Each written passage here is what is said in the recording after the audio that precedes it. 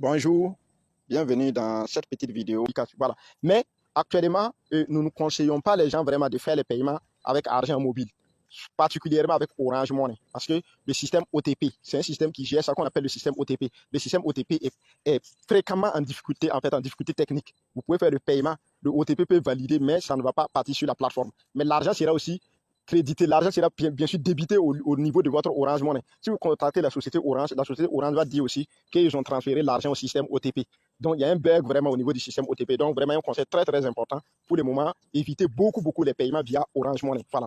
Donc, tout simplement ici, nous allons choisir de faire le paiement par la carte Visa. Voilà. Donc, j'ai dit, on a déjà enregistré nos différentes cartes. Je vais sélectionner tout simplement la première carte. Voilà, pour ceux, bien sûr, qui souhaitent apprendre comment enregistrer les cartes directement, comment, bien sûr, mettre le numéro de les cartes. Ils peuvent suivre nos formations où on a des vidéos aussi, voilà, qui expliquent ces différentes parties-là. Voilà. Donc, tout simplement, nous allons choisir la carte qui fait ici 157,68 $. Et nous allons cliquer sur payer maintenant. Voilà, donc, on a lancé en même temps le paiement comme ça, tout simplement en cliquant sur payer maintenant. Voilà, donc, paiement réussi, tout simplement. Donc, vous voyez que le paiement, c'est en un clic. Voilà.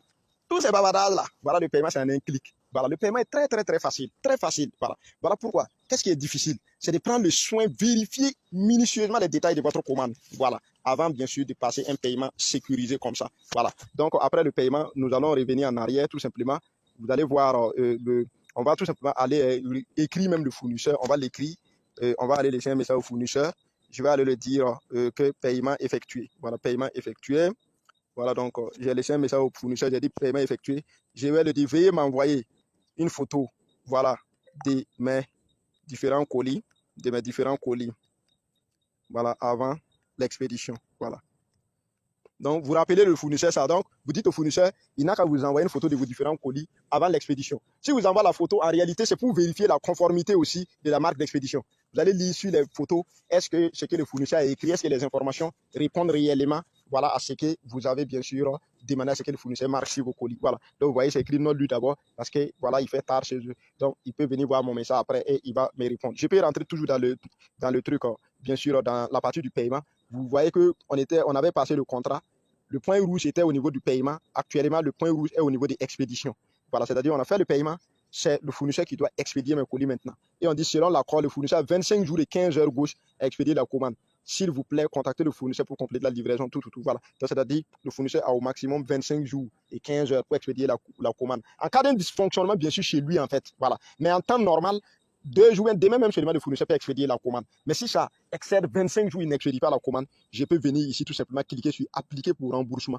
Voilà, ceux qui demandent comment effectuer un remboursement, je clique sur appliquer pour remboursement. On va me demander quel est le motif du remboursement. Je dis c'est le délai, voilà, avant expédition qui est dépassé. Comme le fournisseur, il y a l'assurance commerce, on me rembourse tout simplement. Voilà. Donc je peux même, malgré que j'ai fait la commande, je peux modifier la commande pour dire au fournisseur d'ajouter encore. Parce que je sais que toujours, à l'air là, il n'a pas conditionné mon colis. Donc, je peux dire d'ajouter encore. Voilà. Donc ici, voilà donc, nous avons vraiment passé immédiatement nous avons effectué un paiement avec succès, bien sûr, sur la plateforme Alibaba. Nous allons attendre, bien sûr, ce que notre fournisseur, voilà, donc, conditionne notre colis pour, bien sûr, nous livrer la commande. Voilà, donc, le fournisseur avait fait, voilà, une facture très bien détaillée, voilà, pour m'envoyer avec le montant à payer, tout. Voilà, si vous voyez ici, dans le montant ici, on était à 144,85 $. 144,85 $. Mais au niveau du paiement, vous avez remarqué que non, on était environ, bien sûr, à 153. Voilà, donc à 153 $. Parce que ici, voilà, on a payé les frais de port environ 8 $, c'est-à-dire les frais de livraison à l'entrepôt, environ 8 $. Voilà, donc c'est à prendre en compte. Voilà, donc pour ceux, bien sûr, qui souhaitent en apprendre davantage, comment trouver des fournisseurs fiables sur la plateforme Alibaba, comment reconnaître, bien sûr, des produits très rentables et de voir les bonnes qualités des produits, ceux, bien sûr, qui souhaitent, bien sûr, trouver des usines, des fabricants en Chine, discuter avec eux de manière professionnelle et avoir à de très bons prix et effectuer, bien sûr, un paiement sécurisé et aussi avoir contact avec des transitaires fiables et sûrs. Voilà donc pour l'expédition de leurs marchandises afin, bien sûr, de booster les activités respectives. Ils peuvent tout simplement nous contacter. Voilà donc pour en bénéficier de nos différents services d'expertise.